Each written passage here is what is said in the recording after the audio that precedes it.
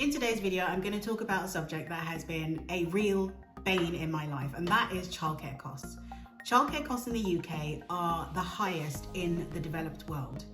And if you compare that against the average salary, which is around 35k, after tax, your take-home pay will be around £2,000, maybe £2,200.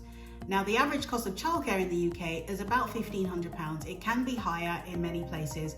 So if you're on an average salary and you're taking home £2,000, well, you can imagine a childcare bill of nearly £2,000 is going to make it not worth you going back to work. And so many women end up dropping out of the workplace because this childcare fee is so high. But in today's video, I'm going to talk about how you can save a little bit of money on childcare costs. But first, let's break down the different types of childcare available.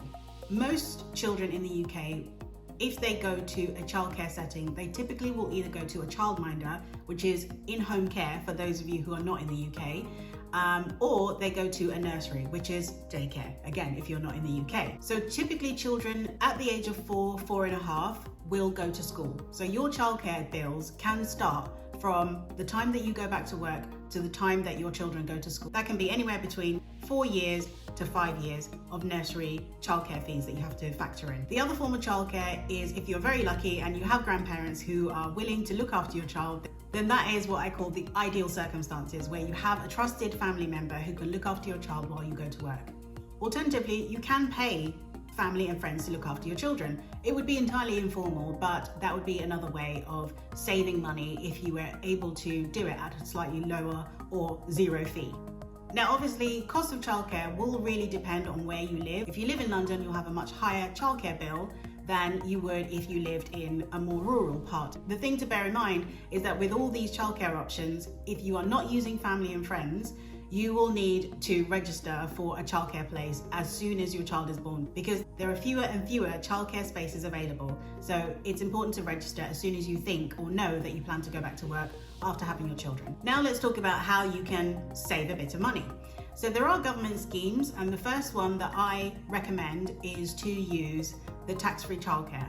So tax-free childcare, the name is got nothing to do with tax. Essentially, it's like a savings plan. So you will register, you'll typically have to register for this scheme. So you go onto .gov.uk and you search for tax-free childcare, you create an account, and once you create an account, so you'll get £2,000 towards the cost of childcare for every one of your children. So that would be £1,666 every single month that you could have access to help you reduce the cost of childcare. The other scheme that comes into play for all children from the age of 9 months is funded childcare. So there's a new government scheme where if you have a child that is older than 9 months, you can get between 15 and 30 hours of funded childcare.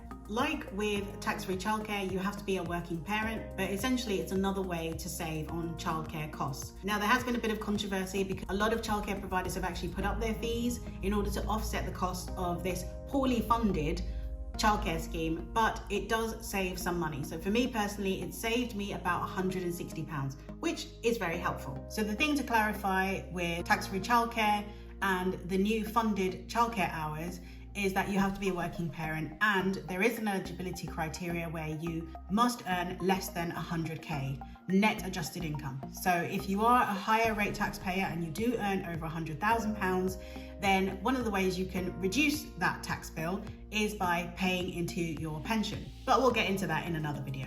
Now, there are other ways you can reduce your childcare bill. So if you have multiple children, most nurseries will offer you a discount of between 20 to 30% depending on the number of children you have. I was fortunate that the nursery my children did go to offered a discount of about 10% for each one of the children. So that was majorly helpful. But I have found that that's quite unusual. So I was very fortunate. However, the childcare bills were very high. So actually, frankly, it should never have been that high in the first place that they could afford to give me a 30% discount. But we move on. Now, some providers may give you a discount if you pay for a full year of childcare in advance, because at least they've already banked that money. So there's a little less of financial insecurity on their part. But of course, by doing that, be aware that sometimes nurseries do go bust and actually you might never get your money back. That's quite rare for you to be able to negotiate fees by paying in advance, but there are some childcare providers that will do that. The other way that you can save a bit of money is by finding a nanny. If you have multiple children, sometimes a nanny can be a slightly cheaper option, especially if you have 2+ children. When I looked into it, it personally wasn't that much cheaper for me, but I think if I'd had 4 children, then it definitely would have been cheaper than paying for each individual child in a nursery. There are other things like nanny shares, which for some people that does reduce the cost of their childcare, but obviously because you are sharing a nanny, that nanny's not going to be with you for all the hours that you need. But sometimes it does make a little bit of savings, but look into that. Now, if you work for a large corporate, you may be eligible for this type of benefit, and that's help towards emergency childcare. So for me, I work for a large corporate and they offer something called backup childcare. And I found backup childcare to be extremely useful because it effectively works out to be about £2,000 per child in additional childcare support for emergencies.